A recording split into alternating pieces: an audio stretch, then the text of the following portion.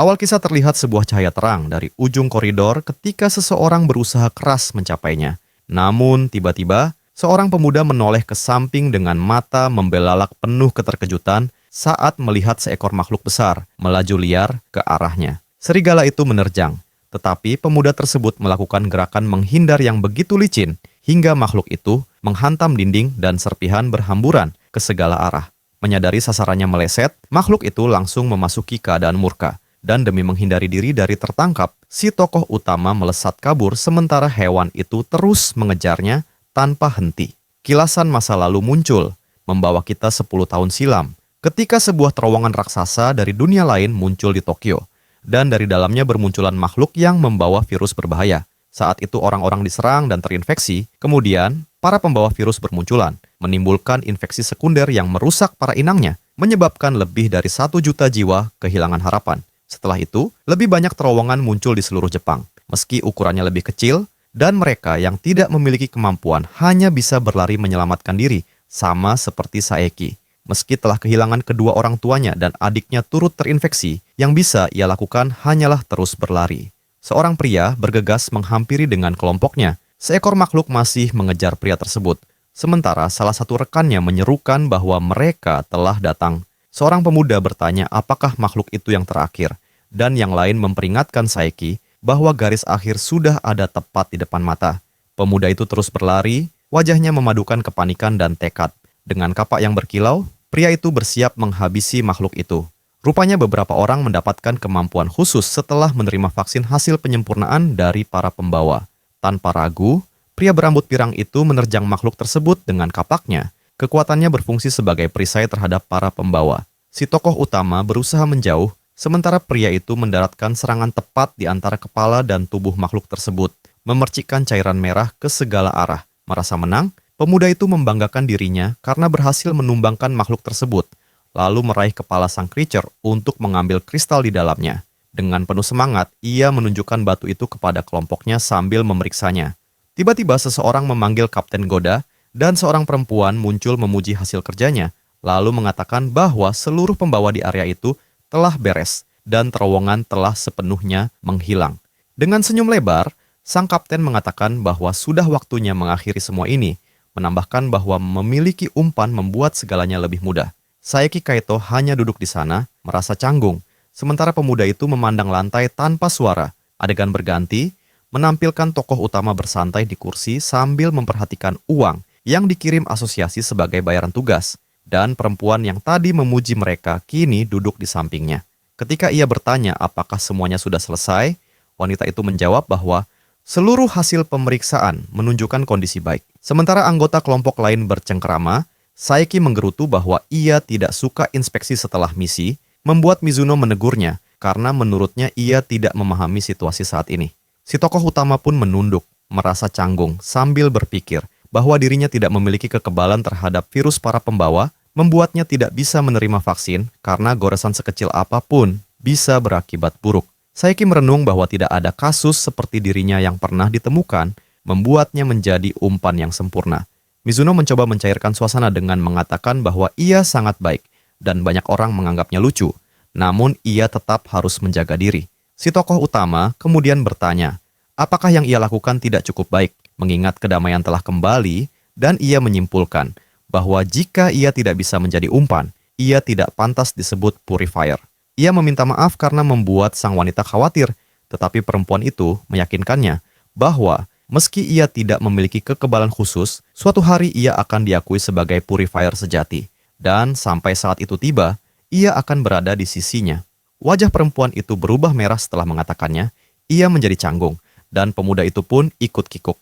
Tak lama kemudian, perempuan itu berlari pergi dan mengatakan akan mengambil minuman, meninggalkan pemuda itu sendirian. Tokoh utama terkekeh pada diri sendiri, merasa aneh mendengar kata-kata sehangat itu dari gadis semuda dirinya, lalu mengingatkan diri bahwa ia tidak boleh membiarkan Mio melihatnya dalam keadaan terpuruk. Tiba-tiba, gadis itu sudah berbaring di pangkuannya dan ia terlonjak kaget. Segera ia bertanya sudah berapa lama gadis itu di sana, dan Mio menjawab bahwa ia baru saja datang. Adiknya berkomentar bahwa ia tak pernah menyangka kakaknya yang pemalu bisa dekat dengan seorang gadis, dan sang tokoh utama menjelaskan bahwa perempuan tadi hanyalah rekan kerja. Gadis itu lalu menggoda bahwa Mizuno memiliki tubuh yang cukup mencolok, membuat Saiki menjadi malu. Tokoh utama bertanya apakah sang adik bisa berjalan, dan ia balik bertanya apakah tugas sebagai purifir sudah selesai.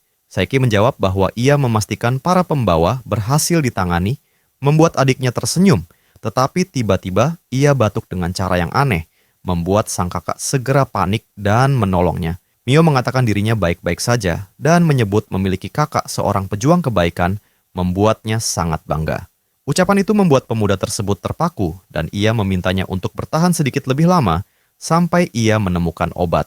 Gadis itu mengangguk tetapi meminta kakaknya untuk tidak memaksakan diri. Beberapa saat kemudian, tokoh utama melambaikan tangan kepada Mio di lorong. Lalu jam di pergelangan tangannya berbunyi, memberikan notifikasi bahwa terowongan baru telah muncul. Ternyata, terowongan itu muncul tepat di depan rumah sakit, membuat semua orang di dalamnya terkejut. Kapten tim mengatakan bahwa 2 pembawa dalam 1 hari terlalu banyak, tetapi karena mereka sudah berada di sana, ia menganggapnya keberuntungan. Kelompok purifir menunggu para pembawa, bertanya-tanya apakah mereka akan keluar dari terowongan yang sama. Tiba-tiba 2 makhluk raksasa menerobos keluar dari titik tersebut. Goda menyeringai, tertantang, dan bersiap. Salah satu makhluk bergerak mendekat dengan garang, tetapi pria itu mengayunkan kapaknya. Makhluk itu tumbang dan memercikkan cairan merah ke segala arah. Seseorang berteriak bahwa inilah kemampuan seorang Goda. Namun, sang kapten menyadari ada yang tidak beres dengan kapaknya. Melihat bahwa senjata itu sangat aus. Saat salah satu anggota bertanya apa yang terjadi, makhluk itu menerjangnya, membuat pemuda tersebut berteriak panik, mempertanyakan, bukankah pemimpin mereka sudah mengatasi makhluk itu? Cairan merah mulai bercucuran ketika pemuda itu memanggil nama Goda, sementara salah satu rekannya meminta pertolongan. Goda mengatakan bahwa pemuda itu sudah tidak bisa lanjut, lalu menatap makhluk-makhluk itu dengan penuh kebingungan, bertanya-tanya apa yang sebenarnya terjadi dan mengapa serangannya gagal. Tiba-tiba, anggota lain meminta kapten melihat ke depan, karena sesuatu yang luar biasa sedang terjadi pada makhluk-makhluk itu. Tanpa diduga, pemuda yang tadi diserang bangkit kembali. Semua orang membeku dalam keterkejutan dan ketakutan. Tubuh pemuda itu melayang. Kepalanya berputar menghadapkan wajah yang menunjukkan bahwa ia bukan lagi manusia. Ketika ia menerjang Goda, pria berambut pirang itu melompat ke belakang dan meminta sosok humanoid itu menjauh, lalu melempar kapaknya ke arahnya. Makhluk itu terpental jauh, dan semua orang berteriak menanyakan apa yang sedang terjadi, sementara Goda sendiri tidak mampu memberikan jawaban. Berpikir keras, ia mengatakan bahwa ketika seseorang terkena serangan pemikul, mereka hanya memiliki 2 kemungkinan, menjadi santapan hidup atau berubah menjadi debu. Sosok campuran manusia dan hewan itu kembali menerjang, dan bersamanya serigala serta makhluk-makhluk lain mulai merenggut kehidupan orang-orang. Mata Goda membelalak ngeri dan ia langsung berlari keluar, berteriak bahwa tak seorang pun pernah memperingatkannya soal ini. Mereka bergegas masuk ke rumah sakit, melesat melewati orang-orang yang panik. Melihat semua orang berlari, tokoh utama bertanya, apakah semuanya sudah berakhir?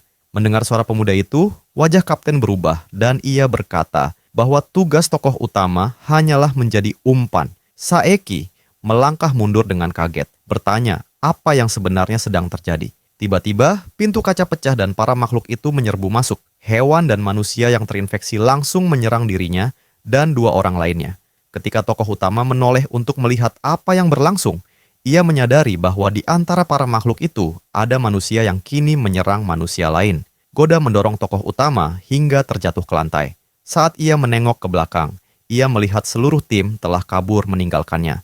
Di tengah kekacauan itu, mata tokoh utama dipenuhi kegelisahan ketika ia mengingat Mio yang sedang beristirahat di salah satu ruang perawatan rumah sakit. Gugup, ia mengatupkan rahang dan berteriak memancing perhatian para manusia terinfeksi agar mengikuti dirinya. Salah satu makhluk langsung mengejarnya, sementara tokoh utama berlari sekuat tenaga. Semua makhluk kini terfokus padanya. Ia meraih tongkat penyangga dan melemparkannya ke belakang, mengenai beberapa orang terinfeksi. Salah satu dari mereka tersandung tongkat itu, lalu yang lain terjatuh menyusul seperti layaknya serangan kuat. Saeki berhenti sejenak dan tampak seorang perempuan memperhatikannya sambil menjilat bibirnya. Menoleh ke samping, Saeki melihat seseorang yang terinfeksi sedang mengejar seorang perempuan yang menggendong bayi. Tanpa berpikir panjang, tokoh utama memukul makhluk itu. Namun Saeki kembali berdiri, membuatnya hanya sempat menyuruh si perempuan untuk berlari menyelamatkan diri. Saeki menoleh untuk memastikan bahwa perempuan itu selamat. Saat itulah seseorang yang terinfeksi menggigit lengannya dan beberapa lainnya segera menerjang. Ia mencoba melarikan diri, namun ditarik kembali dan diserang. Terhempas ke lantai, tokoh utama teringat masa lalunya saat ia juga pernah dijadikan umpan. Dan ketika Mio masih kecil yang dipenuhi kebaikan, ia menyadari bahwa ia harus menemukan penawar sebelum waktunya habis. Tiba-tiba, jam di pergelangan tangannya bergetar dan sebuah gerbang terbuka di langit-langit rumah sakit. Ia memeriksa jam itu dan melihat indeks kontaminasi mencapai angka 10.290, membuat pikirannya menjadi linglung. Mendadak, seorang perempuan keluar dari portal sambil membawa sabit besar yang terlihat menawan. Tokoh utama berdiri terpaku, tak tahu harus berbuat apa. Perempuan itu kemudian mengayunkan satu serangan. Saeki menutup mata, tidak tahu apa yang akan terjadi selanjutnya. Cairan merah muncrat ke segala arah. Beberapa menit berlalu sebelum tokoh utama membuka satu mata dan menyadari bahwa semua inang telah tumbang. Saeki menoleh memastikan tidak ada yang tersisa. Tiba-tiba sebuah suara berkata bahwa ia tak pernah peduli pada dunia manusia. Namun pertemuan ini cukup menarik baginya. Perempuan itu menyeringai dan mengatakan bahwa akan menjadi pemborosan bila ia membiarkan pemuda itu tergeletak tanpa nilai. Ia melayang pelan sambil memegang sisi sabitnya, tampak begitu mengintimidasi. Terluka, tokoh utama bahkan tak mampu mengeluarkan sepatah kata ketika perempuan itu dengan antusias memintanya menjadi teman barunya. Di belakang tokoh utama, makhluk terinfeksi serta satu sosok hewan mulai merayap semakin dekat. Perempuan itu memanggilnya sambil menggoyangkan jari. Masih ragu, ia tetap terpaku di tempat. Saat menoleh, tokoh utama melihat para terinfeksi dihancurkan oleh sesuatu yang muncul dari tanah. Perempuan asing itu kemudian berkata bahwa sesuatu yang lemah tadi mencoba merebut kudapannya, merujuk pada makhluk dan orang-orang terinfeksi yang baru saja ia singkirkan. Dengan satu gerakan tangan lagi, makhluk asing itu mengendalikan tombak-tombak yang menembus lebih dalam ke tubuh para makhluk. Tokoh utama hanya bisa menyaksikan dari tempatnya di lantai. Dengan satu gerakan terakhir, gadis itu menuntaskan semuanya, meninggalkan para terinfeksi yang kini tumbang dan dikelilingi genangan cairan merah. Si tokoh utama hanya terpaku, sama sekali tak memahami apa yang terjadi. Sementara perempuan itu memamerkan kekuatannya. Ia berkata bahwa tempat ini bukan lokasi terbaik untuk berbincang, lalu menggunakan kekuatannya untuk menarik pemuda itu hingga melayang. Sementara ia terus mengamatinya. Tokoh utama menatapnya tanpa mampu berkata apa-apa. Tiba-tiba, perempuan itu menjilat luka di wajahnya dan mengusulkan agar mereka mencari tempat yang lebih pribadi, supaya ia bisa memberi sentuhan infeksi kepadanya. Terpana, tokoh utama berusaha mencerna maksud itu. Seketika, mereka sudah tidak berada di rumah sakit lagi, melainkan berada di atas gedung. Kaget, pemuda itu memeriksa luka-lukanya dan mendapati semuanya telah pulih total. Sosok asing itu muncul hanya dengan bagian kepala, berkata bahwa proses infeksi telah selesai, membuatnya merinding. Ia memperkenalkan diri sebagai Malatia, mengizinkan tokoh utama memanggilnya Tia saja. Putus asa, pemuda itu berteriak menanyakan apakah ia akan kehilangan hidupnya karena infeksi tersebut. Malatia berkata agar ia tenang karena ia tidak akan membiarkan sumber kelezatan sepertinya hilang begitu saja. Saeki bertanya apakah perempuan itu adalah seorang pembawa, dan perempuan itu balik bertanya, apakah itu sebutan manusia untuk mereka? Ia mempertanyakan kondisi Saeki mengingat ia sempat terinfeksi oleh beberapa pembawa yang menurutnya tidak terlalu kuat. Tokoh utama mengingat bahwa ia sempat terluka parah. Malatia menjelaskan bahwa ia adalah makhluk yang jauh lebih unggul dan kini mengendalikan virus di dalam tubuhnya. Mata Saeki melebar. Kaget, ia bertanya apakah hal itu benar-benar mungkin dan memohon agar perempuan itu membantu menyembuhkan adiknya yang sudah terinfeksi selama 5 tahun. Dan terbaring di rumah sakit sejak saat itu. Perempuan itu bertanya nama tokoh utama, dan ia segera memperkenalkan diri bahwa namanya Saeki Kaito. Perempuan itu lalu berkata bahwa ia tidak bisa mengabulkan permintaan itu, menjelaskan bahwa ia telah menumbuhkan akar ke seluruh tubuh pemuda itu, sehingga kini mereka telah menyatu. Saeki berkata ia ingin bertukar tempat dengan Mio, namun Tia menolak, mengatakan bahwa ia hanya ingin menikmati kebersamaan dengannya, dan pemuda itu akan celaka bila ia melepaskannya. Mendengar hal itu membuat tokoh utama hancur. Ia bertanya apa yang sebenarnya diinginkan perempuan itu darinya. Perempuan itu menjawab bahwa ia ingin menikmati energi hidup darinya, dan agar ia tidak kehilangan dirinya terlalu cepat, ia akan melakukannya perlahan, karena ia tidak menyerap sebanyak pembawa lain, dan tidak akan mengganggu rutinitasnya. Terakhir, Tia meminta Saeki untuk tidak stres karena itu memengaruhi kualitas rasa dan ia pun menyadari bahwa dirinya kini bagaikan sumber santapan berjalan. Sementara itu, Goda sedang berteriak kepada seseorang lewat telepon, mengeluhkan betapa konyolnya ia diturunkan pangkat. Di ujung koridor rumah sakit, 3 pemuda dari timnya menguping sambil ikut kesal, menyebut bahwa mereka telah membuat 30 orang kehilangan hidup, dan seorang pembawa bisa masuk begitu saja, lalu mempertanyakan bagaimana seorang pemuat bisa melakukan hal semacam itu. Tiba-tiba, sang kapten masuk dengan amarah meluap, bertanya, apakah Saeki sudah melakukan kontak? Salah seorang menjawab bahwa ia mengatakan akan menenangkan diri, lalu menyusul. Pemuda berambut pirang itu bergumam bahwa ia ragu Saeki akan kembali, lalu mengatakan bahwa para pemuat kacau karena ulah Saeki dan akibatnya ia sendiri yang harus menanggung masalahnya. Ketakutan, pemuda lain hanya mengangguk. Sementara sang kapten memarahi tokoh utama mengenai peringkatnya dan menyatakan bahwa ia tidak ingin melihat pemuda itu lagi. Tiba-tiba, ia menoleh ke belakang dan melihat adik perempuan Saeki di lorong rumah sakit. Menganggapnya sebagai sosok yang menjengkelkan, namun ia tetap mengawasinya. Dan seketika wajahnya menegang, berubah menjadi seringai kejam. Di bagian lain rumah sakit, tokoh utama dan Malatia melayang turun bersama. Dan wanita itu bertanya kemana ia akan pergi. Tokoh utama menjawab bahwa ia punya banyak pertanyaan dan perlu menemui Mio. Sang wanita memasang ekspresi aneh, bertanya apa masalah sebenarnya. Tokoh utama berhenti melangkah dan mengatakan bahwa kedua orang tuanya gugur karena para carrier, dan kini wanita itu mengharapkannya bersikap santai di dekat salah satu dari mereka. Tia menegaskan bahwa itu bukan salahnya dan bahwa kemarahan tokoh utama diarahkan pada pihak yang keliru. Tokoh utama memprotes sambil menegaskan bahwa Tia sama saja seperti mereka. Namun Tia mengatakan bahwa ini bisa menjadi kesempatan besar baginya dan bertanya apakah ia masih ingat serangan yang pernah ia alami. Tokoh utama mengangguk. Saat itu juga Tia mengungkapkan bahwa virus tersebut meningkatkan kemampuan fisik secara gila-gilaan, tapi tentu saja ada syaratnya. Mereka akan terus menyerang sampai tubuh mereka benar-benar hancur. Tokoh utama merasa hal itu sangat tidak masuk akal, tapi Tia mendekat dan berbisik bahwa ia berbeda, karena ia bisa mempertahankan kesadarannya sambil mendapatkan kekuatan luar biasa. Lalu ia memberi isyarat bahwa masih ada banyak hal yang belum ia ketahui. Mendadak transformasi terjadi dan tokoh utama panik berusaha melihat apa yang sedang berlangsung.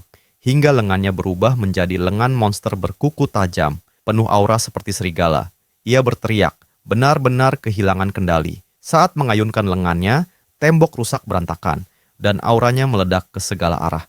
Tia menjelaskan bahwa makin kuat ikatannya, makin besar pula kekuatan yang akan ia miliki. Dan inilah kekuatan yang selama ini ia cari. Karena dengan ini ia dapat mengalahkan para carrier. Saeki yang terbelalak bertanya apakah semua ini sungguhan. Sementara Tia meliriknya dan auranya berkobar lagi di lengannya. Di tempat lain, Saeki melihat seseorang mendekat. 2 pemuda muncul di hadapan tokoh utama dan salah satunya mengatakan bahwa ia akhirnya berhasil menemukan dirinya. Terkejut, tokoh utama bertanya apa yang mereka lakukan di sini. Salah satu dari mereka menyeringai dan mengatakan bahwa ia hanya ingin mengucapkan salam perpisahan sementara Saeki berusaha menyembunyikan lengannya. Pemuda lain yang tampak mencurigakan mengatakan bahwa setelah kekacauan yang tokoh utama sebabkan, ia tidak bisa lagi menutupinya. Tokoh utama bertanya, apakah mereka benar-benar akan menyalahkan semua ini padanya? Namun seorang di antara mereka menegur bahwa itu bukan cara berbicara yang benar. Lalu ia menambahkan bahwa mereka hanya memanfaatkan seseorang yang dianggap tidak berguna. Menahan amarah, tokoh utama menegaskan bahwa ia tidak akan menerima hal itu. Dengan tatapan serius, salah seorang dari mereka menyarankan agar ia menanyakan langsung pada adiknya. Wajah Saeki menggelap mendengar ini dan bertanya, apa maksudnya? Salah satu pemuda mengejek dan mengatakan bahwa sang kapten mungkin sudah menakuti gadis itu hingga menangis. Tokoh utama berjalan maju dengan tenang, tapi salah satu dari mereka menghalangi, mengatakan bahwa pembicaraan belum selesai. Dengan suara tegas, Saeki menyuruhnya menyingkir. Pemuda itu membalas sambil menantangnya, namun Saeki menghajarnya dengan lengan tertransformasi itu. Pemuda itu terlempar jauh, cairan merah memercik kemana-mana. Ia menghantam dinding dan langsung tak sadarkan diri. 2 pemuda lain terkejut menyaksikan itu. Tokoh utama menegaskan bahwa ia hanya akan mengatakannya sekali lagi, minggir dari jalannya. Ia menatap kedua pemuda itu yang kini menatap kembali dengan ketakutan. Salah satu dari mereka memanggil namanya, namun menerima pukulan sebagai balasan. Rekannya bahkan hampir tidak sempat bereaksi ketika Saeki menjatuhkannya, hingga wajahnya lebam dan beberapa giginya hilang.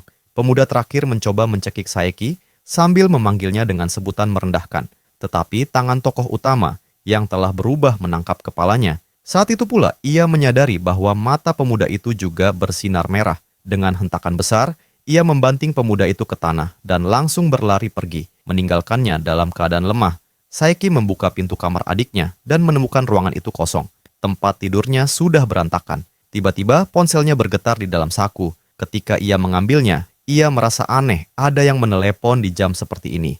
Namun saat mengangkatnya, ternyata itu Mizuno. Ia terdengar panik, menyebut-nyebut kapten dan kakaknya, tetapi sulit menjelaskan, hanya menyuruh Saeki menjauh dari masalah itu. Lalu ia mengatakan bahwa Mio berada di pintu keluar dekat area parkir kedua dan mereka butuh aparat keamanan. Setelah panggilan berakhir, tokoh utama mengulang pelan apa yang Mizuno sebutkan tentang lokasi itu. Di luar, Godan sedang menggendong kakak Seki dengan satu tangan sementara Mizuno berusaha menariknya mundur. Ia bertanya apakah ia tidak mengerti apa yang sedang ia lakukan dan memperingatkan bahwa ini adalah tindakan tidak benar. Sang kapten berteriak agar ia diam dan menyingkirkannya, membuat Mizuno terjatuh dan pingsan. Pria berambut pirang itu terus berjalan sambil menggumam agar tidak ada yang menghalangi misinya. Sambil memasukkan Mio ke dalam mobil, ia mengklaim bahwa jika ia membawa gadis itu ke markas pusat, Saeki akan terpaksa menyusulnya, dan dengan begitu, ia bisa memaksa Saeki menerima kesalahan yang ingin ia bebankan. Tiba-tiba, kaca dari salah satu ruangan pecah dan Saeki melayang dari lantai atas. Pecahan kaca berjatuhan mengenai mobil, membuat Goda menoleh ke atas. Tokoh utama mendarat dengan mata merah bercahaya. Si pirang menatapnya dengan terkejut. Tokoh utama mencengkeram kerah bajunya, lalu melemparkannya jauh dari mobil, membuat pria itu melayang seperti kertas tertiup angin. Dia mengatakan bahwa kekuatannya sekarang berada di luar batas normal, dan itu tidak mengherankan, mengingat ia sudah terinfeksi. Saeki melihat adiknya di kursi belakang, masih tak sadar. Ia juga melihat Mizuno tergeletak pingsan di tanah. Si pirang merangkak kembali dan memanggilnya sosok yang tidak berguna, menghinanya sebagai pribadi yang serba canggung. Tokoh utama melihat sesuatu yang aneh pada wajah pria itu, dan Tia menjelaskan bahwa ia ikut terinfeksi serta hampir berubah menjadi makhluk pemakan sesama. Lengannya yang digigit terlihat bengkak dan merah. Saeki bertanya, apakah pria itu benar-benar telah digigit? Goda, dengan kulit wajah mulai mengelupas seperti terbakar matahari, mengatakan bahwa ia akan menghabisinya, lalu menyerang tokoh utama dengan sekuat tenaga. Tokoh utama menghindar berkali-kali, membuat Goda semakin marah. Ia bertanya apakah pria itu sungguh berniat mencelakainya, dan sang mantan kapten menjawab bahwa itu memang tujuannya sambil mengayunkan kapak. Namun ketika kapak itu hendak menghantam, tokoh utama menahan gagangnya dengan tangan tertransformasi dan mendorongnya menjauh. Ia bertanya, apakah ia telah melakukan sesuatu yang begitu buruk sampai-sampai Goda menyeret adiknya ke dalam masalah ini. Dengan rahang mengeras, Goda menyatakan bahwa ia tidak peduli pada dendam. Baginya, mengganggu gadis itu dan menjadikan tokoh utama sasaran hanyalah pelepas tekanan. Ia bahkan mengaku seandainya bisa melihat wajah Mio saat ia memberitahu tentang pekerjaan kakaknya, pekerjaan berbahaya yang harus dijalaninya setiap hari, dan bahwa ia tidak pernah mengeluh karena begitu menyayangi gadis itu yang menurutnya hanyalah beban tak berguna yang menghabiskan obat. Genggaman tokoh utama pada kapak itu semakin kuat hingga Goda mulai bicara tentang hal sepele sambil bersiap menendangnya dan melemparkannya sejauh-jauhnya. Tokoh utama terhempas tetapi tetap berdiri tegak. Si pirang kembali menerjang sambil berteriak agar tokoh utama hilang. Namun saat ia mendekat, ia baru menyadari kapaknya kini berkarat dan hancur berkeping-keping. Ia menatap tak percaya. Salah satu mata Saeki bersinar merah dan ia tampak belum sepenuhnya memahami kekuatan yang mengalir dalam dirinya. Tanpa senjata, mantan kapten itu hanya bisa menatap ketika tokoh utama mengepalkan tangan dan menghantam perutnya dengan kekuatan luar biasa, membuatnya memuntahkan cairan merah sambil menjerit kesakitan. Terlempar jauh, pria itu masih sempat mengejek sebelum pukulan berikutnya, kembali menghantamnya dan melemparkannya lebih jauh lagi, membuatnya terguling di udara. Dia menyebut bahwa itu pasti terasa sangat menyakitkan. Setelah menghantam mobil dengan keras, si pirang tampak pingsan. Tokoh utama berjalan menuju mobil tempat adiknya berada, sementara pria itu tergeletak beberapa meter di belakangnya. Namun, tiba-tiba, Goda bangkit dengan teriakan menggelegar, membuat tokoh utama menoleh. Seketika ia melihat tubuh pria itu berubah drastis menjadi wujud liar yang sepenuhnya merah dan terdistorsi. Makhluk itu mencoba menghantam tokoh utama yang menangkisnya dengan lengan tertransformasi.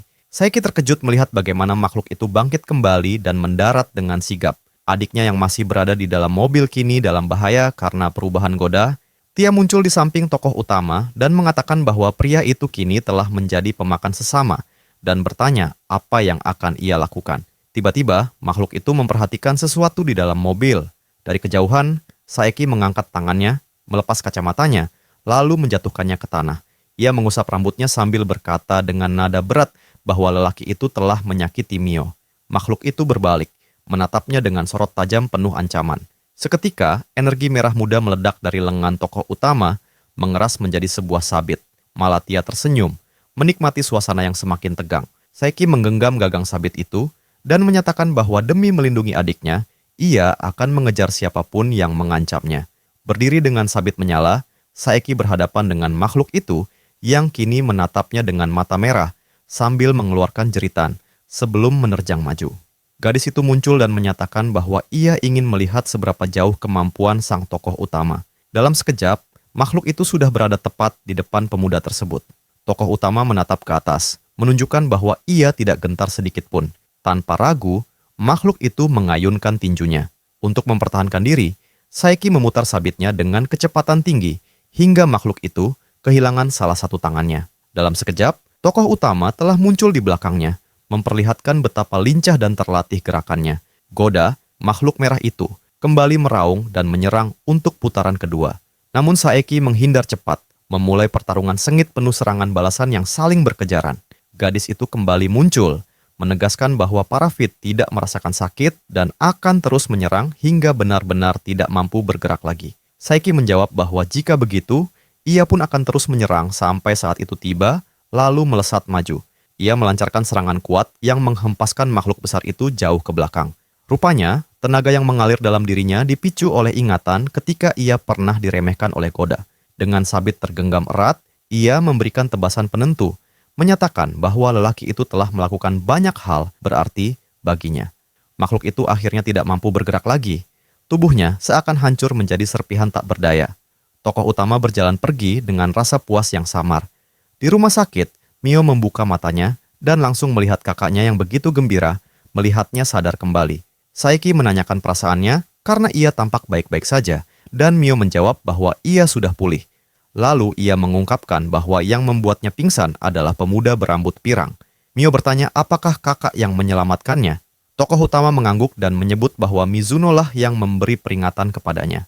Penasaran, Mio bertanya apakah yang ia maksud adalah gadis dengan postur mencolok itu. Saat Saeki mengonfirmasi, Mio berkata bahwa kakak seharusnya berterima kasih langsung padanya nanti. Namun, tiba-tiba raut wajah Mio berubah panik ketika ia teringat lelaki pirang itu. Ia menyebut sesuatu, dan Saeki bertanya apakah ia sedang berbicara tentang seseorang bernama Goda Ratsuki. Dari reaksi Mio, jelas bahwa itulah yang ia maksud. Saeki menjelaskan bahwa lelaki itu telah terinfeksi oleh tipe pembawa baru, dan pikirannya tidak berada di tempatnya, sehingga apapun yang ia ucapkan saat itu hanyalah kebingungan belaka. Kaget, Mio berseru, menanyakan apakah itu berarti Saeki tidak berada dalam bahaya karena dirinya, membuat sang tokoh utama terpaku. Dengan mata berkaca-kaca, Mio mengatakan bahwa ia merasa kakaknya terluka karena menyayanginya.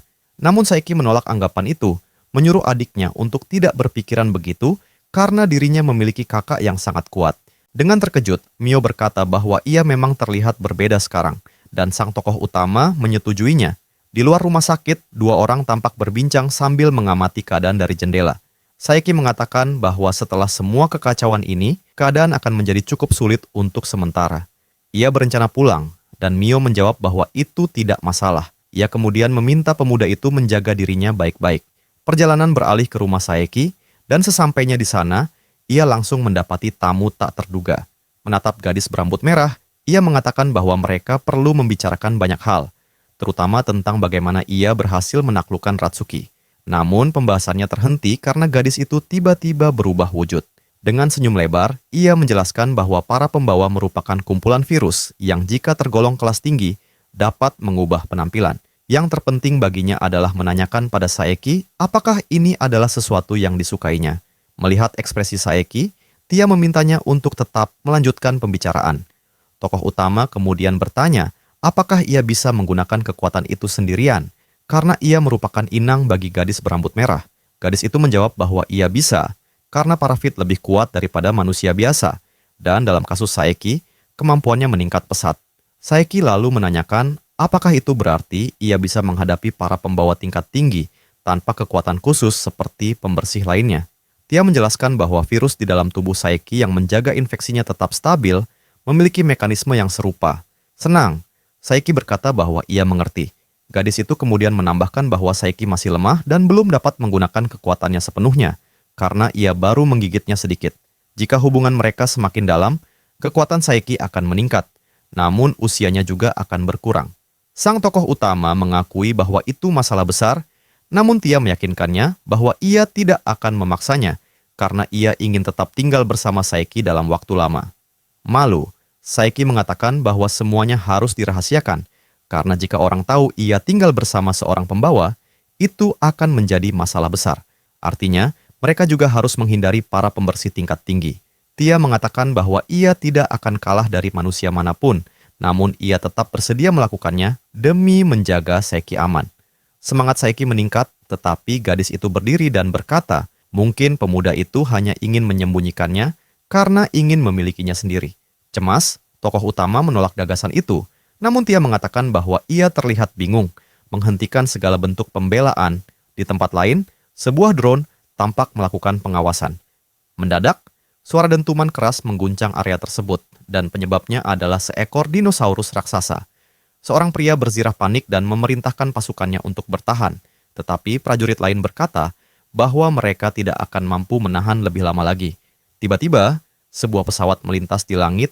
Dari dalamnya, suara seseorang memperingatkan seorang pemuda bahwa mereka semakin dekat dengan wilayah target, lalu memulai hitungan mundur. Di darat, dinosaurus itu terus menyerang tanpa ampun. Para prajurit berteriak panik, meyakini bahwa makhluk itu akan menerobos barisan mereka dan memanggil nama Teino. Tiba-tiba, sesuatu jatuh dari langit. Seorang pemuda melesat turun dari pesawat, bersiap melancarkan serangan besar tepat ke arah dinosaurus merah itu. Makhluk tersebut menyadari sesuatu mendekat, tetapi sudah terlambat. Ledakan besar dari petir biru menerangi seluruh medan, membuat para prajurit terpaku tak percaya. Dari balik kepulan debu, Teino muncul dan menyatakan bahwa ia baru saja menambah satu legenda lagi dalam kisahnya. Pemuda itu adalah Teino Yusel, pembersih kelas pertama yang baru berusia 21 tahun.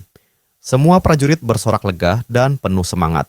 Dengan senyum lebar, pemuda itu berbicara dengan rekannya, menanyakan apakah ia siap menjalankan misi berikutnya, karena telah muncul tipe baru pembawa yang menginfeksi manusia dan membuat mereka menjadi sangat agresif, serta masih ada seorang saksi kunci yang tersisa.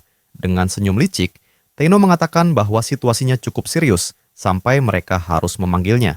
Dan hal itu justru membuat semuanya terasa semakin menarik. Keesokan paginya, Saeki mengecek rekeningnya dan menyadari bahwa ia hanya memiliki 623 yen. Ia terjatuh ke lantai dengan ekspresi putus asa, meratap bahwa ia benar-benar kehabisan uang dan membutuhkan tugas baru secepatnya. Duduk di kursi, Tia bertanya mengapa ia masih membutuhkan bantuan asosiasi jika ia bisa mengalahkan karier seorang diri. Sambil mengusap kepalanya, Saeki menjelaskan bahwa pecahan itu adalah sumber pemasukan utama bagi asosiasi.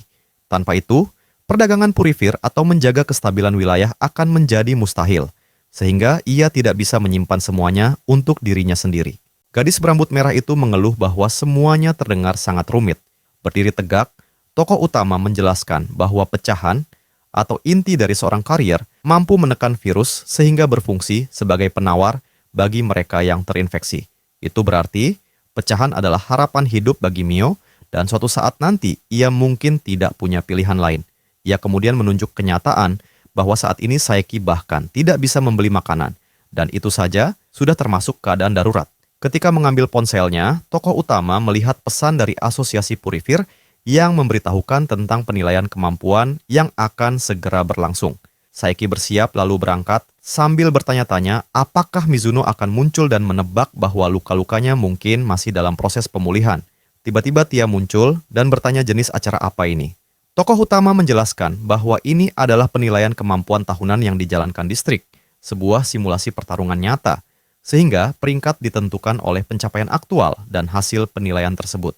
Kita mengetahui bahwa dalam sistem peringkat Purifir, ada 5 kelas yang menentukan besarnya hadiah misi. Tia bertanya peringkat Saeki, dan Saeki menjawab bahwa ia berada di kelas ke-6, posisi terakhir. Gadis itu kemudian bertanya, apakah ia benar-benar selemah itu sampai tidak bisa masuk kelas ke-5, membuat tokoh utama sedikit kesal. Ketika Saeki berjalan melewati kerumunan, anak-anak lelaki lain menertawakannya karena berada di kelas ke-6, namun tetap datang ke penilaian. Salah satu dari mereka bercanda bahwa ia pernah mendengar tokoh utama sangat baik digunakan sebagai umpan dan mereka mungkin sedang menguji seberapa cepat ia bisa berlari menjauh. Tia bertanya, apakah Saeki tidak seharusnya menegur anak-anak itu? Tetapi Saeki mengatakan bahwa itu terlalu berlebihan. Dan karena ia tidak ingin menarik perhatian, mereka akan menahan diri selama penilaian berlangsung. Di trek lomba, seseorang memberi aba-aba, sementara petugas lain memanggil peserta berikutnya. Pemuda yang menyebalkan sebelumnya menghampiri dan mengatakan bahwa ia harus berlari bersama kelas ke-6, lalu bertanya mengapa Saeki tidak menggunakan penguatan tubuh melalui kekebalan khusus. Sambil tertawa, ia berkata bahwa ia lupa Saeki tidak memiliki kekebalan dan meminta maaf, membuat teman-temannya ikut terbahak. Ketika bersiap di posisi, si pengganggu itu berkata bahwa ia akan menunjukkan bagaimana seharusnya hal itu dilakukan, lalu memutuskan bahwa ini adalah momen sempurna untuk meremehkan Mio. Ia menyatakan bahwa tokoh utama, selain tidak berbakat, juga memiliki adik sebagai beban, dan akan lebih baik jika gadis itu segera beristirahat selamanya. Untuk menjaga perasaan Mio, tokoh utama tetap diam ketika si pengganggu bersiap berlari. Masih mengomel sendiri, anak itu mengatakan bahwa ia akan menunggu tokoh utama di garis akhir. Namun ketika tembakan start terdengar, Saeki langsung melesat, meninggalkan semua orang jauh di belakang, karena ia memutuskan menerima bantuan Tia, meskipun itu menarik perhatian. Setelah mendapatkan kecepatan penuh, ia melompati sebuah tanjakan besar sementara teman-teman sekelasnya berdiri terpaku, sama sekali tidak mampu menandingi kecepatannya. Tersenyum, gadis itu tidak menyangka Saeki akan menahan diri. Dengan nada kesal namun penuh tekad, Saeki berkata bahwa rencana sudah berubah, dan sekarang ia akan meninggalkan semuanya di belakang. Dari kejauhan, Tenno Yusel terlihat memperhatikan jalannya pertandingan sementara tokoh utama terus berlari dan melompat tanpa henti, melesat melalui terowongan yang berliku di antara pepohonan. Salah satu anak lelaki berteriak bahwa Saeki harus lebih berhati-hati di bagian ini, karena ini adalah segmen tersulit dengan pijakan yang berjarak 3 meter satu sama lain. Memusatkan seluruh kekuatan pada kakinya, Saeki membuktikan bahwa ia tidak perlu memperlambat langkah, membuat para pesaing terperangah.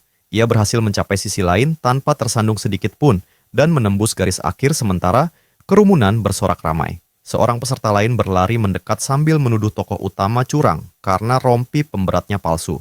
Dengan santai, Saeki melemparkan rompi itu kepada pemuda tersebut, yang langsung sadar bahwa rompi tersebut sebenarnya sangat berat hingga membuatnya jatuh tersungkur. Saeki kemudian melanjutkan ke tahap berikutnya sambil berpikir bahwa kekebalan khusus memang memberinya dorongan besar. Tetapi sejujurnya ia tidak peduli. Dengan seluruh tenaga, ia mengayunkan palu untuk memukul target, membuat penanda skor melayang dan seluruh struktur terpental ke udara. Selanjutnya, mereka berada di zona lempar target, tempat para peserta harus melempar ke arah figur kayu yang berjajar. Dengan satu lemparan, tokoh utama menghancurkan figur yang mewakili makhluk musuh, membuat sebagian orang terkejut dan sebagian lainnya kesal.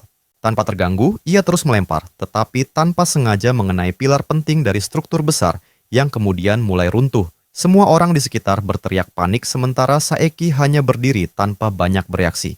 Tia memuji lemparan tokoh utama yang luar biasa, sementara para peserta lain menyebutnya luar biasa kuat.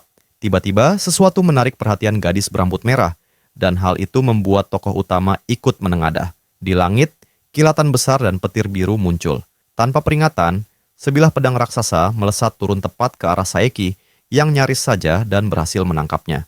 Berdiri di atas pedangnya sendiri, Tenno bertanya bagaimana Saeki bisa bereaksi secepat itu.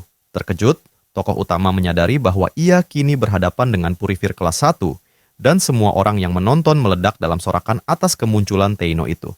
Tenno memanggil nama Saeki Kaito, menunjukkan bahwa ia mengenal Saeki dan mengatakan bahwa bocah itu telah menarik perhatiannya.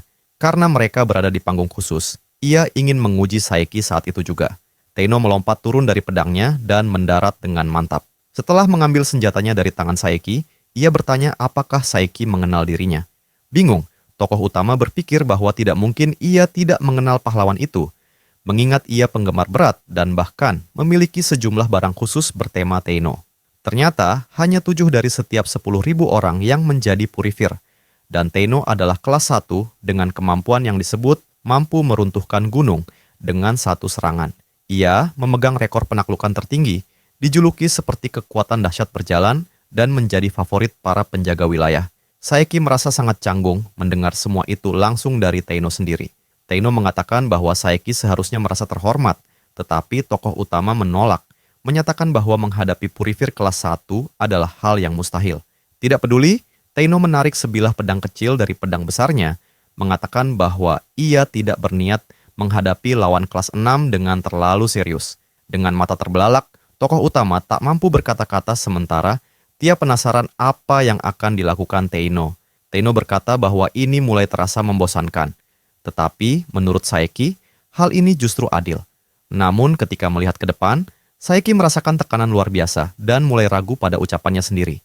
Dengan seringai gelap, Teino bertanya apakah Saeki hanya akan berdiri tanpa senjata. Panik, tokoh utama bergegas ke rak senjata dan mengambil sebilah pedang, lalu menyatakan dirinya siap. Melepaskan kilatan petir tanpa henti, Teino menyatakan bahwa saatnya mulai, lalu menerjang dengan seluruh kekuatannya.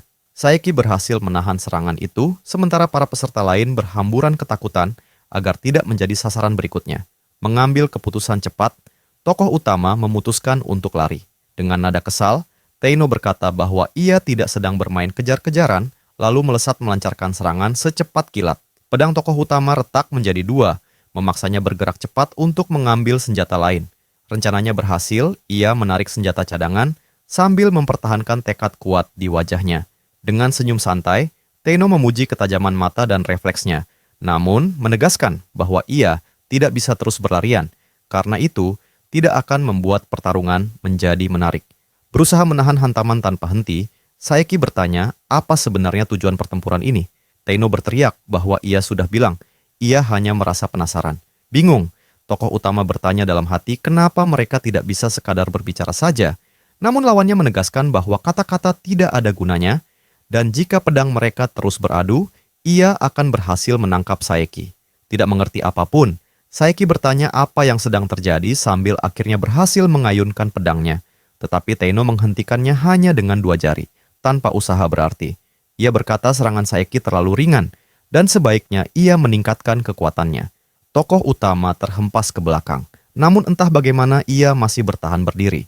Berpikir keras, ia menyadari bahwa Teino berada pada tingkat yang sama sekali berbeda dibandingkan kekuatan milik Goda. Memutuskan memakai panel cahaya besar yang sempat jatuh sebelumnya, ia melemparkannya ke arah Teino dan tampaknya mengenai dadanya tepat sasaran. Namun, kejutan muncul ketika pria itu menahan struktur besar itu hanya dengan satu tangan, membuat dia terpaku. Pikiran Saeki terguncang. Inilah wujud kekuatan kelas 1. Ia mengakui bahwa ia salah besar mengira sudah memahami kekuatan tingkat itu, karena sejatinya kemampuan seperti ini tidak pernah terlintas dalam pikirannya.